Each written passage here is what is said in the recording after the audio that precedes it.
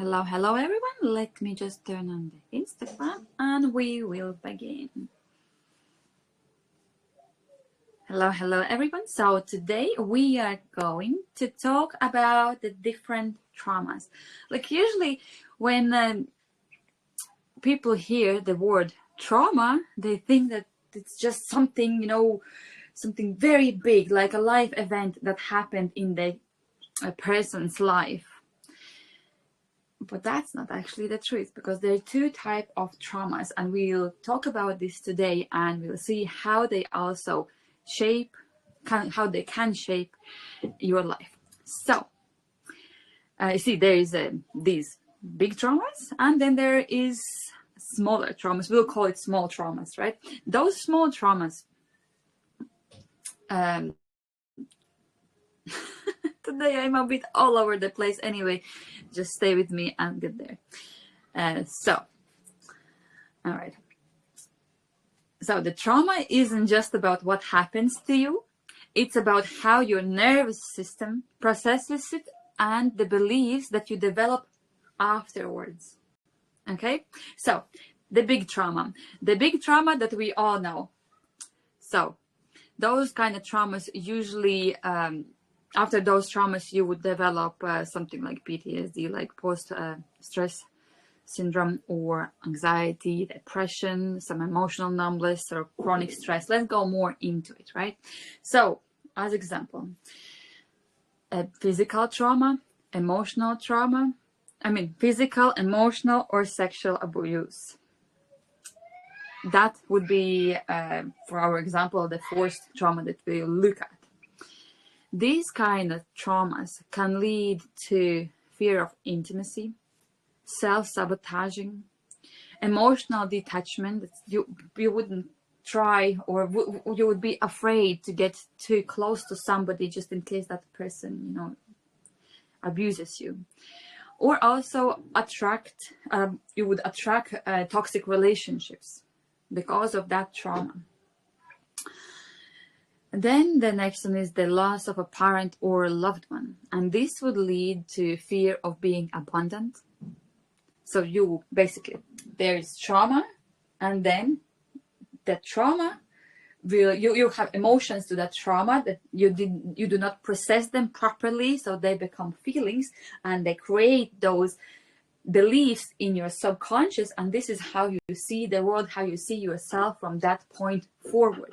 Even though something happened to you 40, 50, 60 years ago, you still see the life via that trauma. And you see the sexual abuse, if you had in the past, you might attract toxic relationships because, well, you are not worth of something better. That's what you get into your subconscious. That's your belief. That can be one of the beliefs. So the loss of parent or loved one, that can lead to fear of being abandoned, difficult trusting others, or deep grief that affects the daily life. Of course, why would you like to now to create another relationship if you know that if you would get too close to that person, he may go away? So you have now that fear that somebody, whoever I meet, they will just leave me, abandon me. The next is the severe neglect or the abandonment. Also can lead to feeling unworthy of love. They left me. I'm worthless. Why somebody else should choose me? They left me. That's it. I'm not good enough. Also can lead to people pleasing. Maybe, like when one of the parents, usually it's dad, like when mom and dad splits up, then you stay with the mom or dad, and then you think, oh, for example, my dad left me because I was not good enough. So I have a low self-esteem now and feel unworthy of love, or unworthy to have any type of person in my life.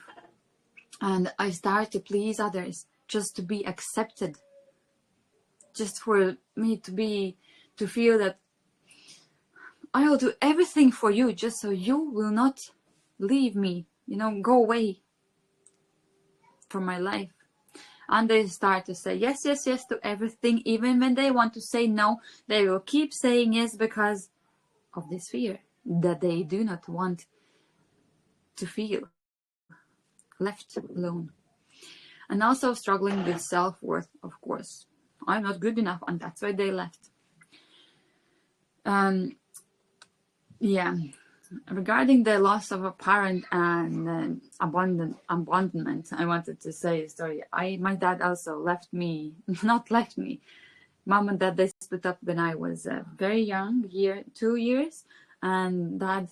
So then straight away, in me as a child, I thought, something is wrong with me. That loss of a parent, no. Yeah, he abandoned us. We weren't good enough. So straight away, feeling of unworthy of love, feeling like low self-esteem, low self-worth, no confidence because of this thing.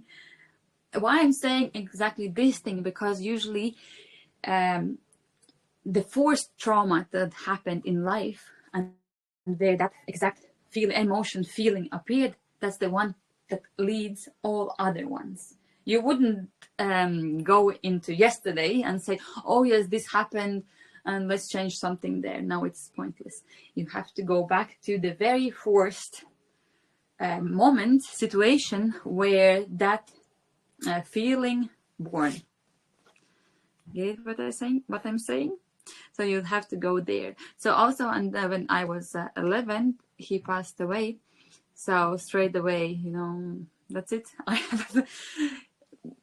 By this example, yes, it's true. I find it very difficult to trust people, even if it comes to friends, because it's like, when you open the heart, you feel straight away very close to the person, and that's why it's like. You never know what can happen. Maybe friendship will, go separate ways, etc. And yeah, and then a lot of times I also try to please others people without saying no in the past. Now many things have changed, but yeah, that's just an example of my own life. Now, also, next example would be growing up in extreme poverty or danger. It would lead to chronic survival mindset. So I have and money, a lot of money blocks, especially this one, are always expecting the worst. So if in the childhood, let's say you was living in an unwealthy family, right? Now, as a grown-up, you would always look for sales. You would always say, oh, there is not enough money in this world. I don't have enough of it. You would count every cent. You would not think that there is any more money for you to earn, to get anywhere else. That's it, You go to one job, you do it, and that's it. Money, the limited belief. Money doesn't grow on trees. Where would you, as a child, first time ever hear this expression? Let's think about it. Well, you could say, oh, yesterday my partner said it. Where did he hear that first time? That doesn't matter. But for you, of course, it wasn't just yesterday you heard it first time. No, it probably was somewhere long time ago when you was living in a poverty that the mom or dad was saying because you wanted to get some doll or something like that, for yourself. And they're like, what do you think? Money grows on trees? What do you think? I have, I don't know, millions here. No, you have to work hard for it, Only the richest get the money. And there's so many money beliefs regarding this. So then, of course, all that shapes your life and you live from that point. That's it. Money doesn't grow on trees. There isn't enough for everyone. I have to go to and buy only the cheapest stuff, only on sale. And I have to, I cannot just throw out something I don't like. I have to use it until the last moment, until there are holes and it's dripping, then I can only change because, that's the way we live. That's the only way I saw how it's possible to live. So with those child eyes, you are looking in your today's life, where look 20 years, so many changes have happened in life. Even in the last 5 years, how many things we have gone through. It's like, whoa, really a lot. And you see, 4 or 5 years ago, there was this COVID, and so many people lost their loved ones. How many people passed away? And if they didn't process that trauma, how they are looking in life now, especially if they, if they were as a child, even for a grown-up, it's not an easy experience, So of course, it's like a lot of people are still single who lost loved ones then. A lot of people went into depression and are still on medication. That's why it's very, very important to process all the feelings, to talk to somebody, to open up, not to hold it all inside of them and then wondering, oh, why am I getting sick? Why this is happening, why that is happening? But yeah, it's a very hard point here. The next one then, to moving on. Let's say you always lived somewhere where, it wasn't safe. Or say once was a child, there was a burglars that came into the house and you got such a fright, and now you're living from you got a very big fright, right? And now you have this fear set into your subconscious that life is dangerous. I have to always lock the doors. I cannot let anybody in.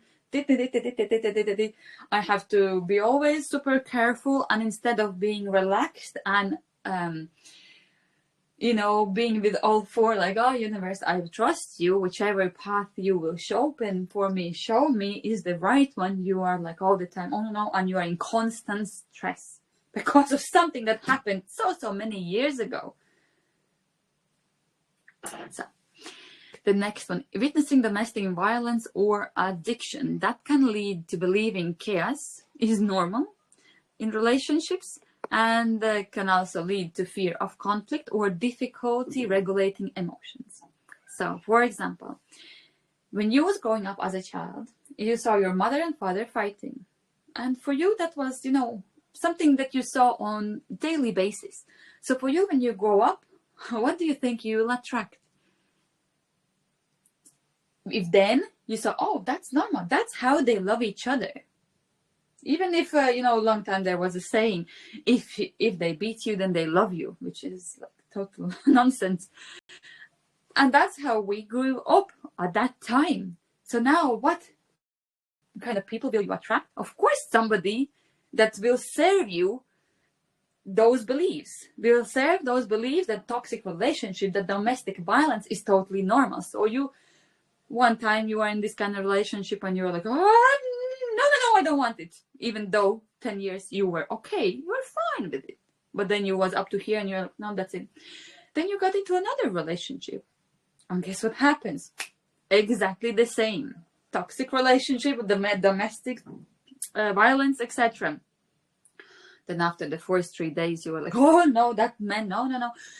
And instead of understanding why this is happening with you, why this is happening in your life, you are just, oh, doors closed, next doors closed, next doors closed, and you go from one to another until one day you are like, no, thank you. I am done with that. Nope, that's it, because you are now afraid. You have this fear of conflict. And of course, if you saw something like this in the childhood, you're like, oh, my mom was always shouting. Or let's say my mom didn't know very well, the day mom and dad were arguing, then mom shut herself down and wasn't talking for months. So what do? You, of course, repeat the same patterns in today's life. You're like having this, lovely relationship, and then something goes crazy and you're like, oh, onto this person, like arguing, because that's what you saw. That's how you saw how the conflict should be resolved. And then you saw, my mother shut her mouth for a few months And then everything was fine again. Okay, what should I do?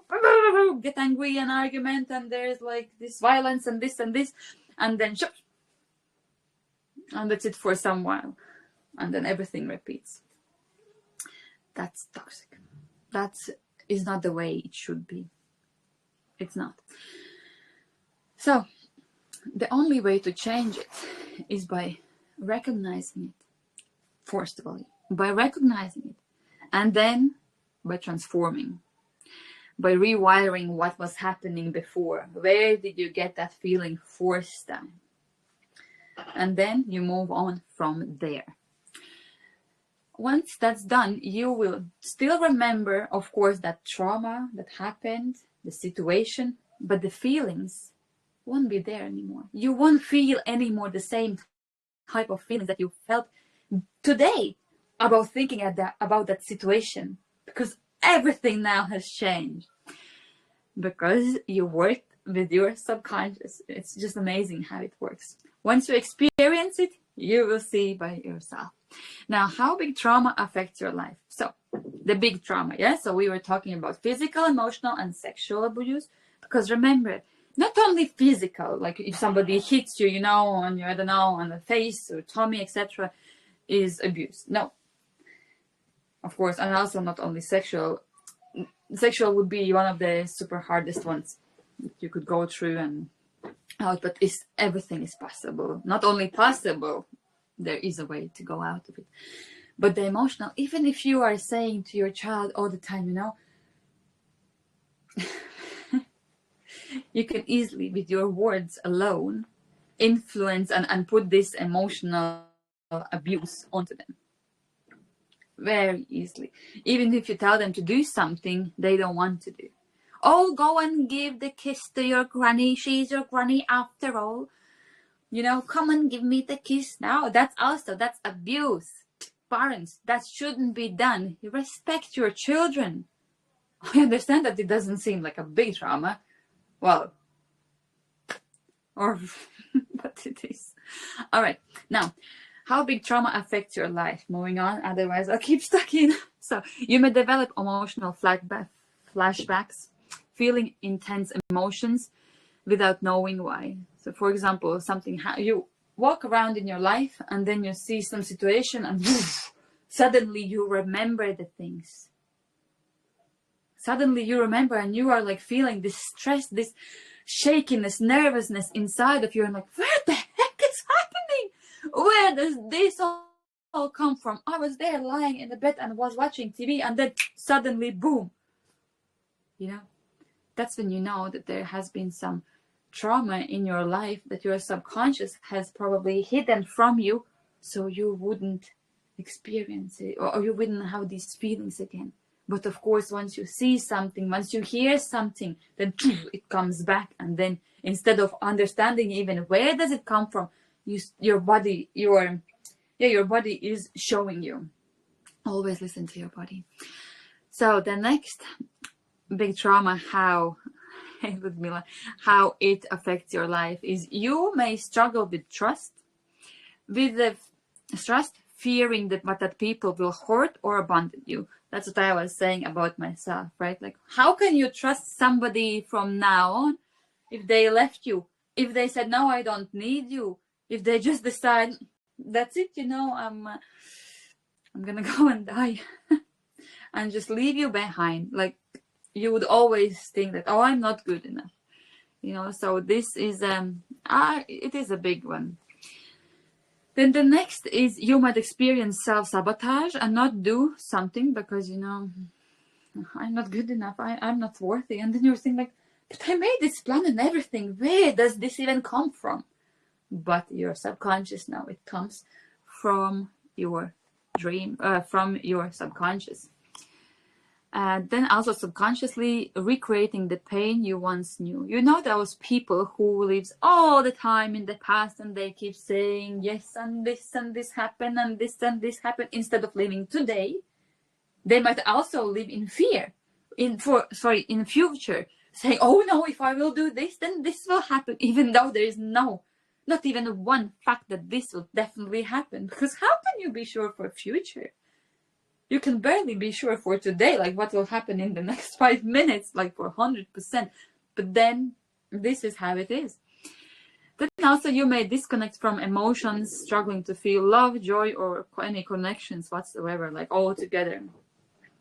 Why wouldn't you? If you as a child you was being so happy, and then somebody all the time shouts at you, you know, emotionally abuses you, and you're like, oh, okay, I have to be comfortable for people. Well, I cannot express joy. If I express joy, then somebody, you know, somebody will be angry at me and I won't be good enough. That's it. I have turned off my joy. I will never ever again laugh, smile, be happy. That's it. I am a poker face. And where does this come from? Tam tam tam. Yes, from childhood. Thank you, Ludmila. Yes, that's where it comes from. So now, once we have recognized, understood the big trauma, how it works, let's move on to the small trauma. Are you ready? So these small traumas, they represent subtle wounds. So these don't seem traumatic at first glance, like even like not at all. Like, why would this be even traumatic? You'll see in a moment when I will keep talking. But they do shape your core beliefs about yourself, others, and the world. So if I say that they do shape your core beliefs about yourself, people around you, your relationship, about everything about the world, do you think they are important? Absolutely, right? Like absolutely. If it can impact anything in my life regarding how I see the world, of course it's important. So these small traumas is about repeated emotional wounds that get wired into your subconscious. So these are being, you know, it's not like some one big event that has happened, but constantly. Oh, you know, when somebody repeats, and of course, it's like as the saying goes, you know, if you hear too many times like you're idiot, what do you think about yourself? All right, thank you very much for that. Those words, the feelings I got, I'll put it here. And who am I now? Guess, right? So let's go on to examples, because examples always show everything much clearer and in more detail. So, for example, being constantly told, "Oh, stop crying, it's not a big deal. Oh, boys don't cry. Why are you crying? Are you a little baby? Oh, no. Girls don't hit, boys don't hit girls, you know." And many things like this. So what does it lead to? It first of all shows that your emotions don't matter. Like, so what that you are angry and you want to hit, you know? It doesn't matter. You just don't do it. Oh, stop crying.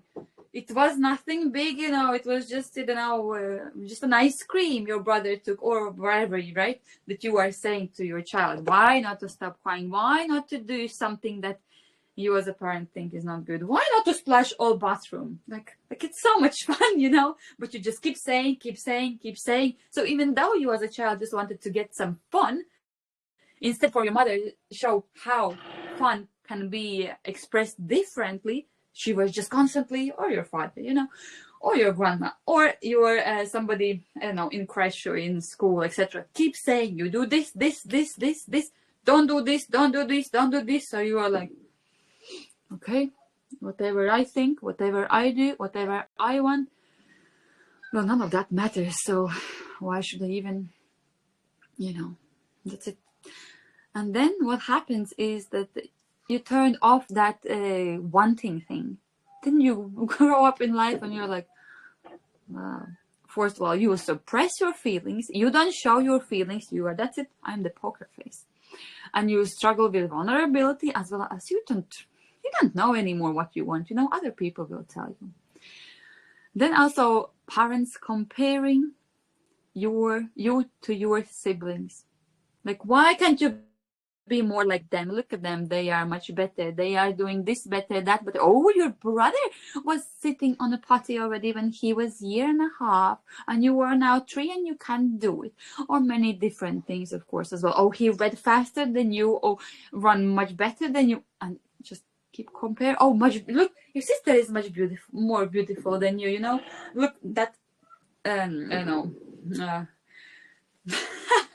I'm now thinking about the girls' names, but all I have in my mind is, my friends. Ding, ding. I'm like, no, I'm not gonna say any of them, and there's no other names. It's so funny. Let's say Anne. I don't have a friend Anne. Let's say, look how Anne. She is so nice. She never jumps around, doesn't put you dress up or anything like that. Just keep comparing. So, parents, don't do that. Don't do that. I know this might seem like such a tiny thing, like it definitely won't harm my child, but yes, it does. So what it teaches to you is that of course, you are not good enough. Or if you would be good enough, of course your parent wouldn't compare you with anyone. Isn't that right? 100% right. That's what you as a child think straight away. And as an adult, of course, you develop so low self-esteem and constant self-doubt. As an adult, what do? You go from one self-developing course to another self-developing course, and you still cannot fall in love with yourself, cannot get that self-esteem back. Because that trauma is much deeper than just seeing some steps that you need to do. Go to the mirror and say, I love you, I love you, I love you. Okay, yes, that will do good, no doubt, but it will not fix the cause. Here you work already with, let me be clear. Whatever you repeat to yourself more, your brain doesn't know, is it true or not? So it will just take it as is. So for example, you can all the time say, I'm rich, I'm rich, I'm rich, I'm rich, I'm rich. Your brain will be like, it doesn't understand, is it true or not? So what it will do, it will say, yeah, I'm rich. So you will start to feel like that. It's great, isn't it? So it's like so many things you can do, but with traumas, it's very important to go deeper and to rewire it all there. And then the world looks different in different colors right away. Now, next one. Being laughed at for a mistake, let's say in school, at home, outside. So what does it teach us? Embarrassment, of course. So what will you get from it? You cannot be like, oh, everybody loves me because they, laughed at something I did. No. That's not true. And as an adult, what do? You avoid risks. You have fear of failure and become perfectionism. Actually, a lot of times. I had one lady who came for a walkthrough, and she couldn't understand why she's not doing anything, why she's self-sabotaging, why she cannot do life videos or work with people, like go and do something, like develop her own brand. Then we went into we did the walkthrough basically. And what came out is that she was in a kindergarten, in crash. She was about 2-3 years old, and they were doing some spectacle, like theater type of thing, concert, and something didn't go the way she wanted, and everybody started to laugh, but not of course laugh because she did something bad, because it was funny, and that's all. But it left a very big trauma of embarrassment in her subconscious, and that's it. She had this fear of, what if I will do it again and everybody will laugh at me? So even though she really, really wanted it, her subconscious was protecting her, saying, no, girl, what are you thinking about? You're crazy. You will again feel the same way you did then. Oh, no. Let me put you some thoughts. No, this is good. Don't do that. And straight away what she does is like, oh, no, I'm not going to do it. It's too scary. No. But she came, and now she is, of course, showing herself to the world and opened much more, and now she knows exactly what to do and doesn't have any more that fear of embarrassment that she had before. So On to the next one. Oh, and what does it oh, this about the perfectionism, right? This is a good one. So somebody laughed at you there, then, and now you are not gonna do anything until everything is perfect. As I mentioned already in previous lives, that of course, why would I come out if I see the background is not nice, you know, my hair is not all done, or, you know, the light isn't the best one. Everything has to be perfect before I start.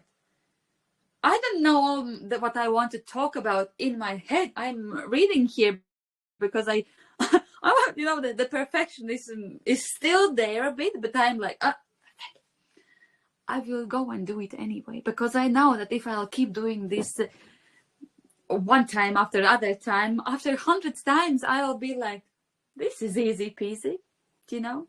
But before that, of course, everything has to be perfect unless I know and I understand everything perfect. Only then I'm gonna do. And even then, if everything's, and who will actually tell you, is it perfect or not? Like, are there some sort of rules that will say that this is perfect or not? Are there some sort of, I don't know, experts out there who will tell you, is this now perfect or not? No, there isn't such a thing as perfect. There isn't. Remember what we talked about previous video. 5, 4, 3, 2, 1. You want to do it, you go and do it, or your self-doubt will come and say, oh, no one give you thoughts and say, why would you even go there? Don't. It's too scary.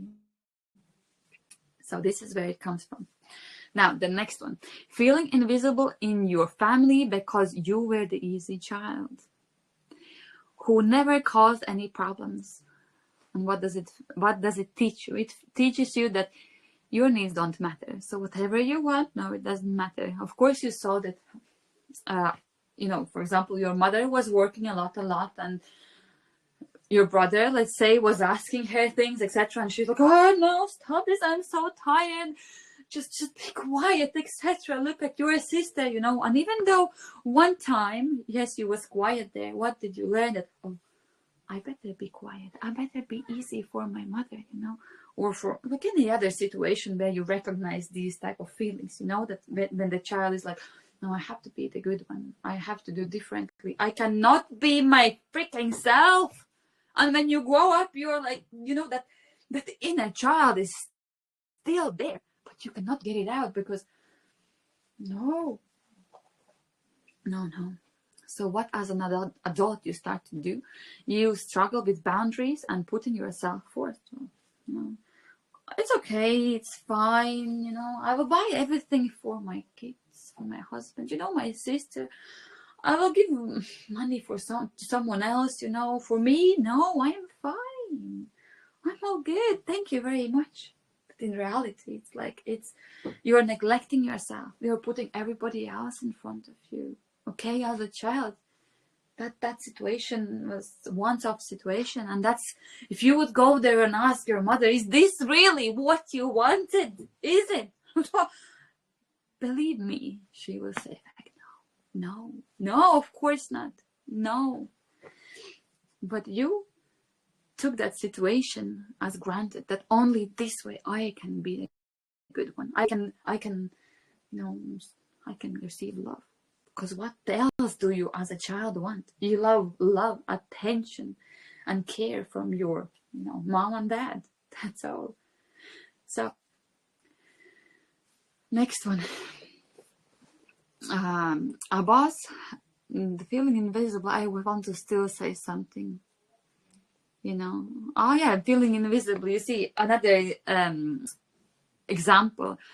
For example, let's say your dad is asking, oh, who wants ice cream? Who wants ice cream? And you are like, oh, I know, I heard some of dad say that money doesn't grow on trees, so I have that limiting belief that there isn't not enough money. What should I say? Oh, damn, I really, really want that ice cream, but just to be a good girl, I better will say, no, thank you. No. And do your own things. No, I'm good. Just even putting a smile on there. And of course, what did you do? You didn't put yourself first. You were like, no. So if you don't put yourself first, somebody else will gonna do that for you. They will put themselves in front of you. So the boundaries are gone. It's very important in life to set healthy boundaries, to put yourself first. It's like in an airplane, you know, when the stewardess are saying, if in case of an emergency, you're forced, even if you have 10 children there, what do you do first? You put a mask on yourself. Because if you put mask on everybody else, what about you? You have to look after yourself. Who else in this life will look after you? Just close your eyes and what do you see? You see nothing. Even tears came into my eyes. It's crazy, isn't it? But you have to look after yourself. So the next one, moving on. A boss micromanaging you because they don't trust your decisions. Let's say this is already a bit, you know, when you are, let's say, 20 with something and you got your first job. See, you don't always get those traumas in early childhood. You get them along the way. You get them along the way. If you, for example, the one about losing their loved ones, you've been living for 40 years, everything good, and then boom, suddenly mom dies, father dies, this dies, and you're like, oh, and the trauma comes, the trauma sets in. So you have to understand that it's not always like in there, it can be along the way as well. So here the boss is on you, give you some tasks, and instead of trusting you that you can do it, he's just micromanaging.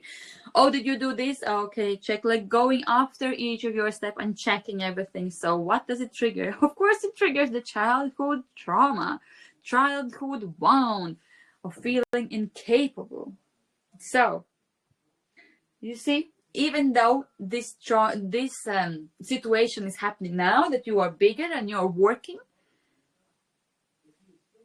and he is all the time checking everything, and you're like, oh, I have experienced this somewhere else already. So what you can see from this situation is that whatever happened in the childhood there as well happens now when you grow up bigger, older, more mature.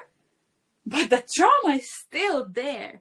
If you would have changed how you reacted to the trauma there, you would look absolutely different and have this freaking self-worth saying, hey, you gave me the job you want, I do it or not? With all my respect, or you trust me or not? Because this, you know, you would be able to open up and talk. Because otherwise, you will just keep second guessing yourself and struggle with confidence. Of course. And again, you will start one course after another and third, and your helper friends will come out and give you advices as well. But guess what? Nothing changes unless you change the trauma that happened before that, where the feeling born, where the emotion first came up. So let's see now how the small traumas affect your life, shall we? I'm sure you're ready. So you may develop a low self-worth, always feeling like you have to prove yourself. Of course, if you're never good enough, how else can you feel? So be careful what you do with your kids. You might fear failure, avoiding challenges even when you are capable. So let's say your child got something wrong. You don't blame them, don't embarrass them. Always show that yes, you are there. And then the next one, you could struggle with people pleasing, afraid of disappointing others. Of course, you have to do everything right. And the next one, you may experience chronic self-doubt, always questioning your choices. So now you see how even the small traumas affect your life. So now, after knowing this, like, of course, a lot of times the big traumas, you cannot control them because they just happen, you know. But the small ones, every day, little by little, and what happens, right? Little by little, even the ocean is made out of, you know, one drop of water. A lot together is like massive. So that's it. So that's that. So trauma isn't just about what happened, it's about how it shaped you. And the beliefs formed in childhood influence your adult life, as we all now know. and it affects your relationships, career, confidence, ability to express joy, and many more things. Many more things. But the good thing is you can heal them. By recognizing the patterns, you reprogram the subconscious and you go into life. So that was all for today. And tomorrow we might come and do actually work through a short work through. So I'll keep you posted about that. And over and out. See you tomorrow. And also in the comments, let me know, what do you recognize any of big trauma in your life that has happened, or maybe in your friends, parents, anyone you know in their lives, and about the small traumas. What small traumas can you, from examples that I gave and even more, what can you recognize in your life? And post it in the comments, and let's see, let's share, and let's show that we all have them. We all have them. Like I'm 37, right? Oh, even 20 years ago, there was no internet. No, 20 years ago there was, but 25 years ago, there was no internet. So how were my mom, my grandma, to teach her, and her grandma know which is the best way? Like, even by giving, even by wanting to give their best, they put us these limiting beliefs, putting their beliefs on us. What do? We don't see any better. We don't know any better. And of course, now with the internet and all that, it's totally different era. But then, and there are a lot of people still in the world who are not opening themselves for nothing new, or looking more deeper in themselves. And what they do is copy paste from their past. And the reason why I'm showing from past is because all our what is it in English? Generation, all is behind, and they are giving power to the ones who are born afterwards. That's why I'm showing behind, So they give us all, like a present, our belief to our belief, and this is how we live. So unless we do differently, unless we see the world different, the way we want, not with their eyes, only then things will change. So don't be afraid. Express yourself. I believe in you. Share that you also have these traumas, and it's nothing bad, because once you recognize them, only then you can work on them. Even recognize the patterns. Once you recognize the patterns, this is repeating, then you can go back, and then you're like, boom, it's there. Oh, also I always when this happens, I feel sad. Always when this happens, I argue, I talk to my sister, I'm like, oh, scared or anything like that. It's again pattern. So once you recognize it, that's it. Then you're ready to work on it and change your life. Over and out. Have a lovely, Saturday, and see you tomorrow. Bye-bye.